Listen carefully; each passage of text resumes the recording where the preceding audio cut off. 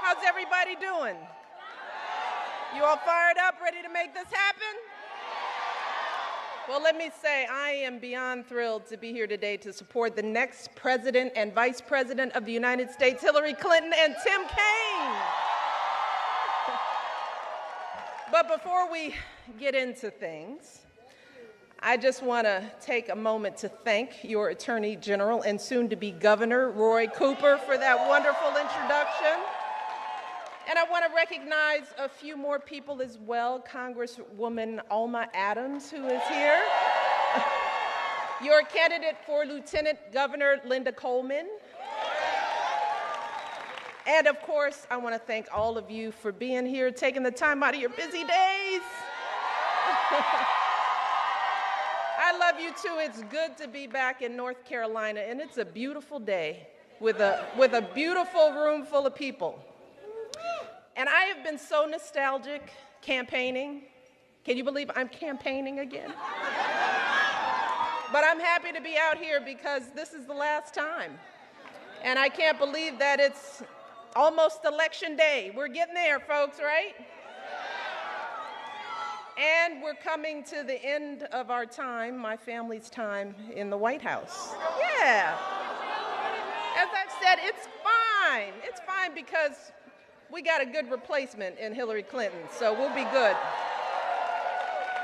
But as I've been traveling around campaigning, I've just been sharing how this time is I'm mixed about this time. It's a little bittersweet because we are experiencing a time of great transition. For me and Barack and Malia and Sasha and Bo and Sonny and Grandma, all of us. As we figure out what we're going to do next, I got to get my husband to work. I'm going to need a job, but it'll be a job out of politics. My husband's got to get a job. Somebody's got to hire that man. They're making us move, so we're getting a new house. We have to pack up the old house, and as Barack says, we got to make sure we get our security deposit back, so we're working on that. But as it is a great time of transition for our family, I know it's a great time of transition for the entire country as we decide who our next president is going to be. And times like these can be difficult. We're feeling it, right? There's a lot of anxiety, a lot of uncertainty, and that's natural. We saw that in 2008 when Barack was first elected. I've reminded people that there were folks who had plenty of questions about what kind of president Barack would be. They wondered, would he understand us? Rightly, they wanted to know, would he protect us? But then, of course, there were those who had different questions. Questions that they continue to ask for the past 8 years, whether Barack was born in this country. As I've said, these questions are hurtful, deceitful, and they were designed to deliberately undermine his presidency. And I want to remind people, these are questions that cannot be blamed on others. They cannot be swept under the rug with an insincere sentence at a press conference. And I think that during his time in office, my husband has answered those questions with the example he set and the dignity he has shown by always going high when they go low. And he's answered those questions with the progress that we have all achieved together. Progress like passing health reform, creating millions of jobs, slashing the unemployment rate, lifting millions of people out of poverty, expanding LGBT rights so marriage equality is now the law of the land. I could go on and on and on.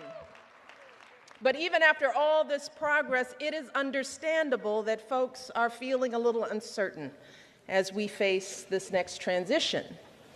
So the question now before us all is, how do we sort through all the negativity, all the name-calling that we've been experiencing and choose the right person to lead our country forward?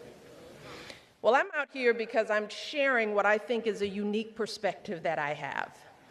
As someone who has seen the presidency up close and personal, I want to share with you what I have learned about this job, watching it every day for the last 7.5 years.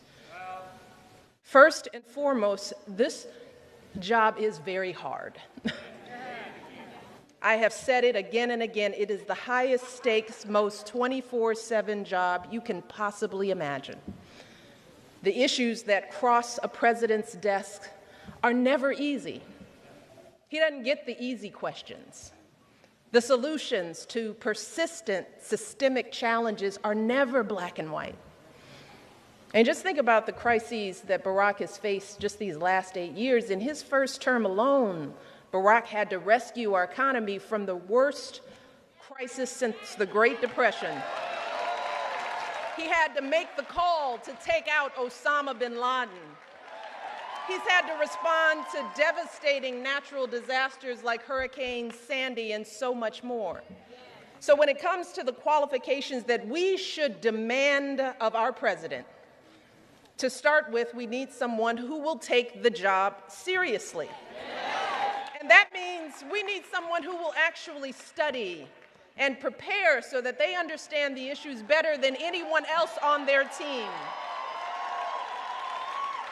And trust me, we need someone with superb judgment in their own right. Because yes, a president can hire the best advisors on earth, but let me tell you, 5 advisors will give the president 5 different opinions. And the president alone always has to make the final call. We also need someone who is steady and measured, because when making life or death, war or peace decisions, a president can't just pop off or lash out irrationally. And I think we can all agree that someone who's roaming around at 3 a.m. tweeting should not have their fingers on the nuclear codes.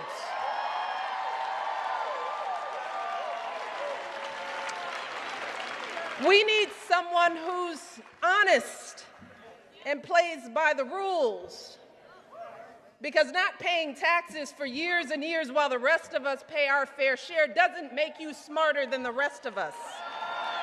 No, we need a president who will choose to do what's best for the country, even when it doesn't personally benefit them.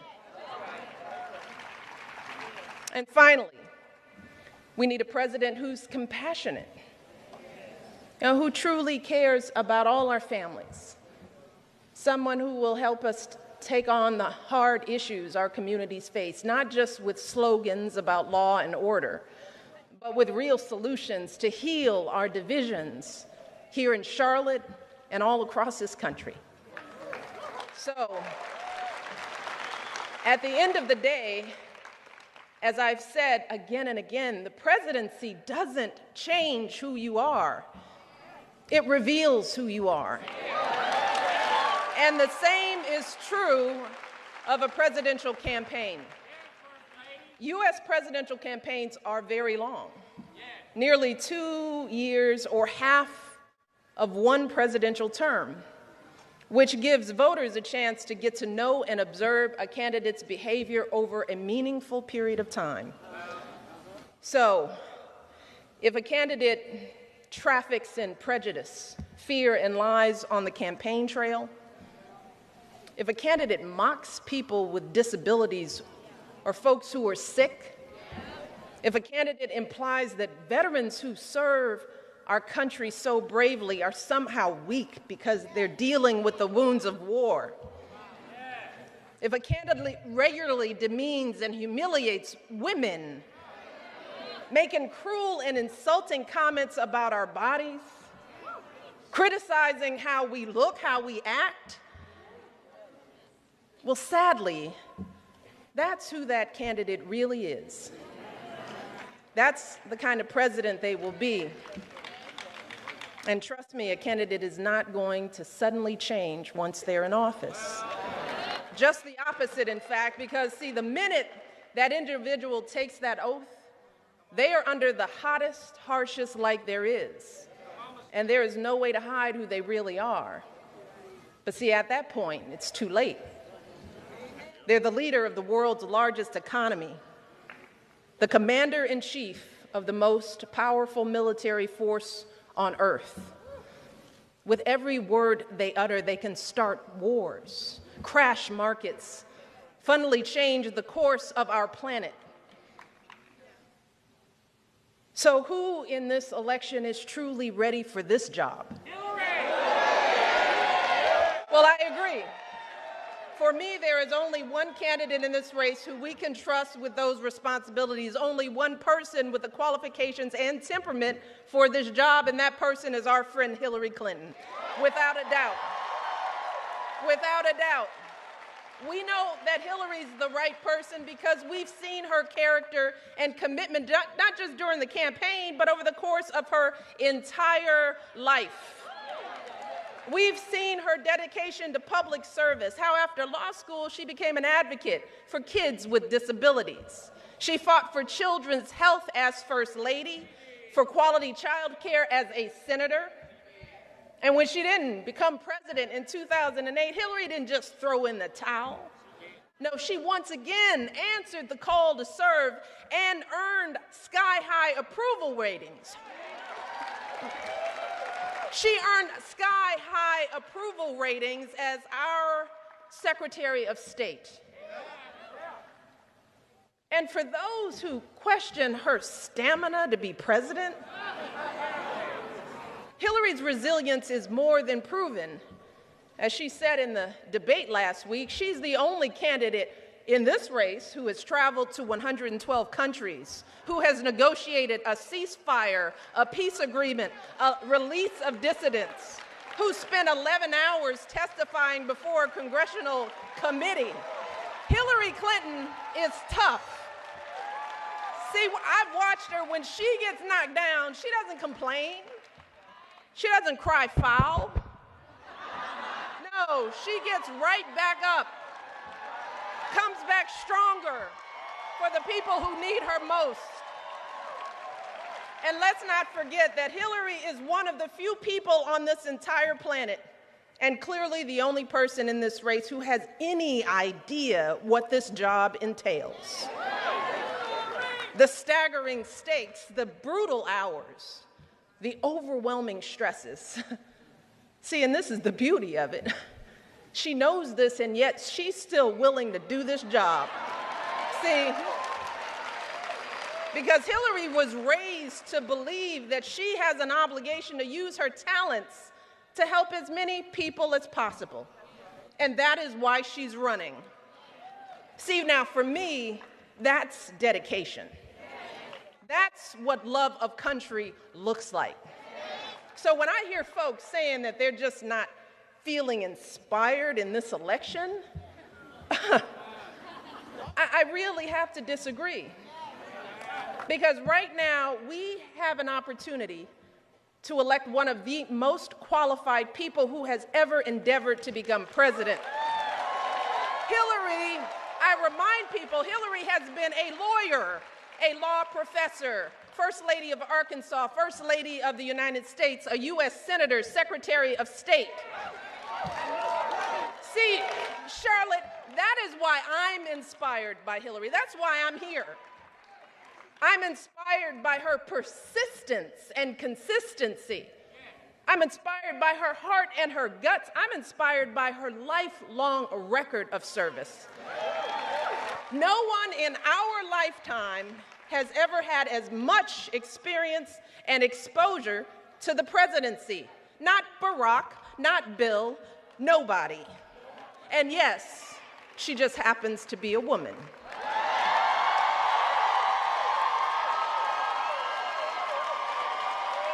So as someone who has experienced this, trust me, experience matters. Preparation matters. Temperament matters. And Hillary Clinton has it all. She is the real deal. And I have come to know her very well over the years.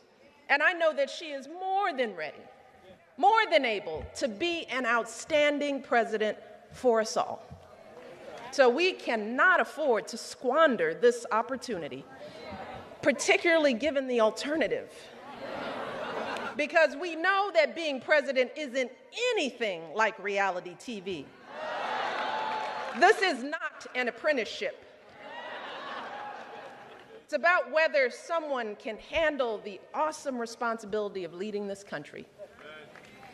So really take the time and think about this.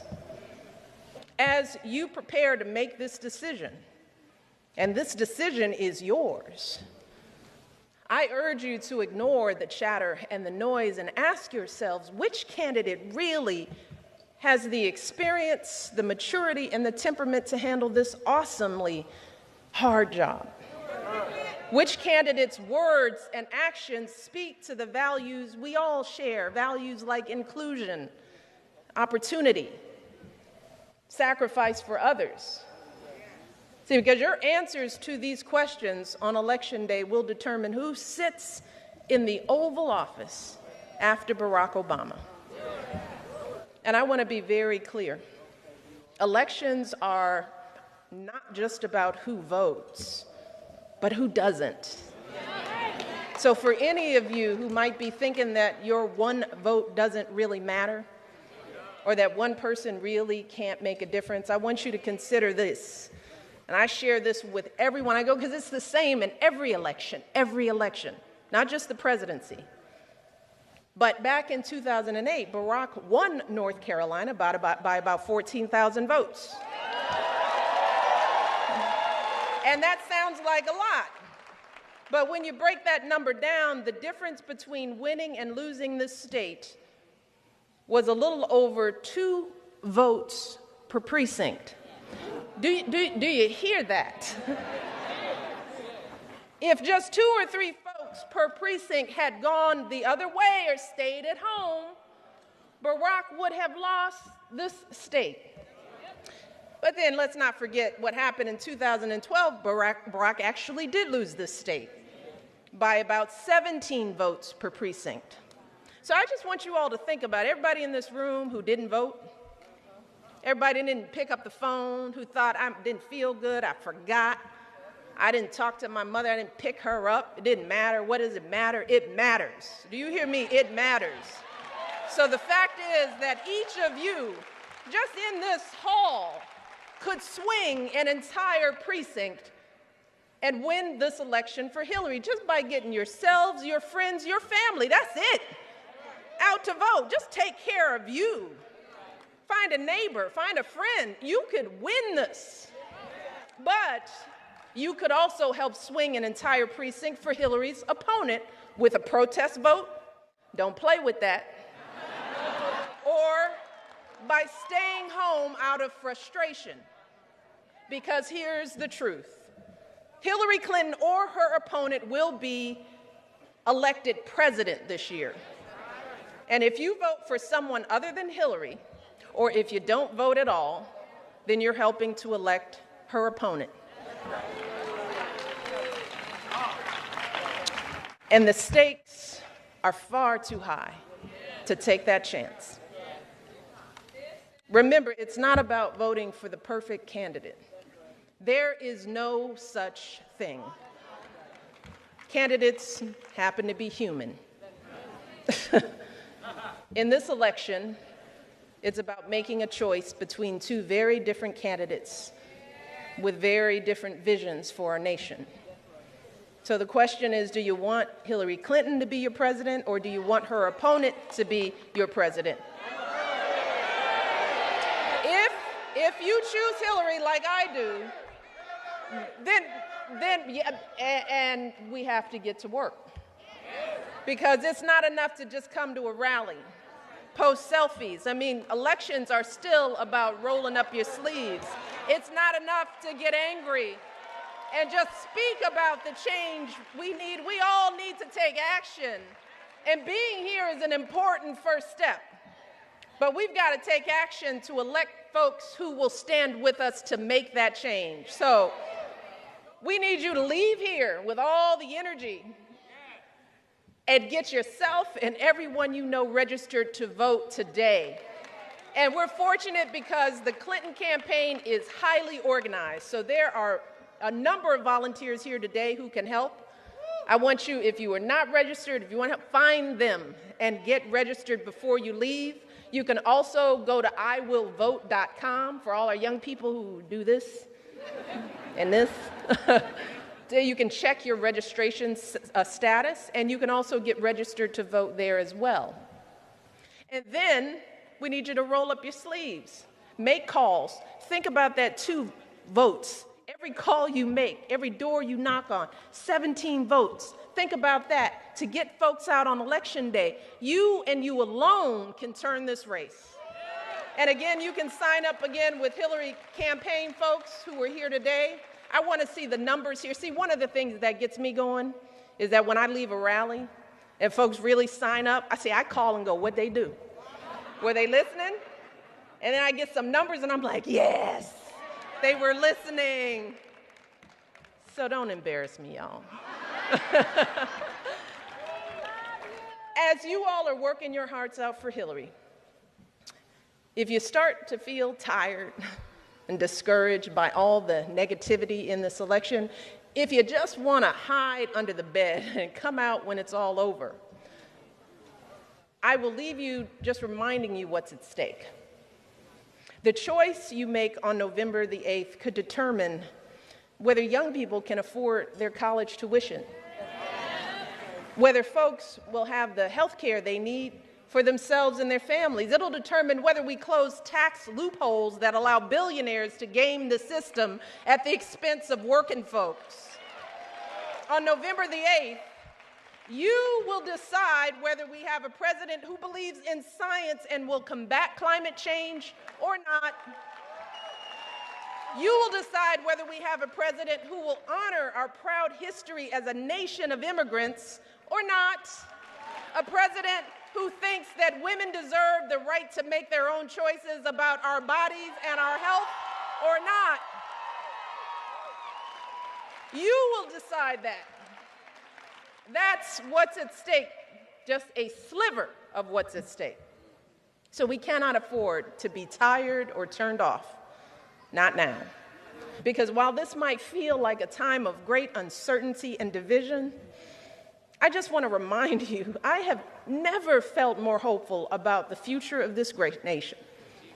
Never. And I feel this way because for the past 8 years, I have had the great honor of traveling from one end of our country to the other. And I have met people from every conceivable background and walk of life. And time and again, I've seen proof of what Barack and I have always believed in our hearts, that we as Americans are fundamentally decent people, every last one of us. And we all truly want the same things. We really do. Time and again, Barack and I have met people who disagree with just about everything we've ever said, but they still welcome us warmly into their communities. Folks who are open-hearted and willing to listen. And while we might not always change each other's minds, we always walk away reminded that we're just not all that different. I just wish everyone could see that. Millions of folks in this country are working long hours to send their kids to college, just like my mom and dad did.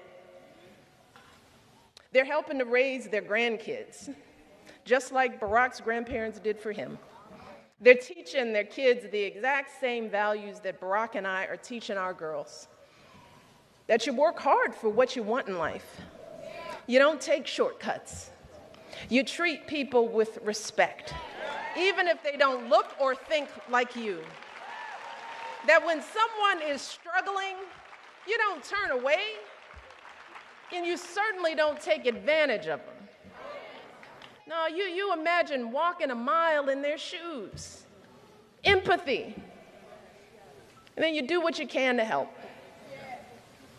So I remind people in this election, especially our young people, don't ever let anyone take away your hope.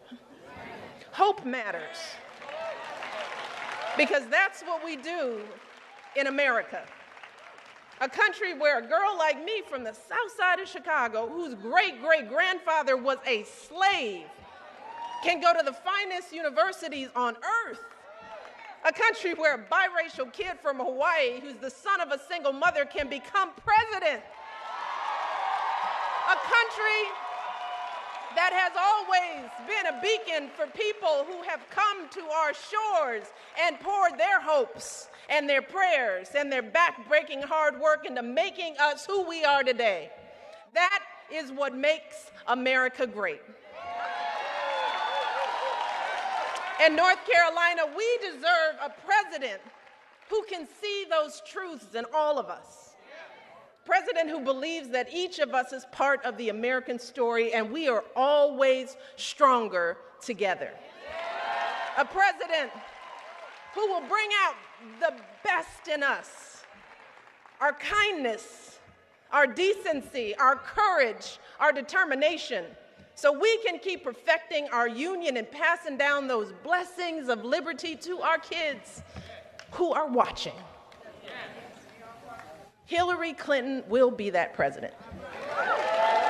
I am confident. I would not be here if I didn't believe that. You all know me well enough to know over these years that I do things that I believe in. I don't have to be here. I am here because I care about this country. And I care about every last one of our citizens in it, and I care about our kids. Hillary Clinton is that president. So from now until November, all of us, we need to do everything we can to help her and Tim Kaine win this election. So as I leave you, Charlotte, and go on to Raleigh, my question is, are you all with me? Are we fired up? You all in this room can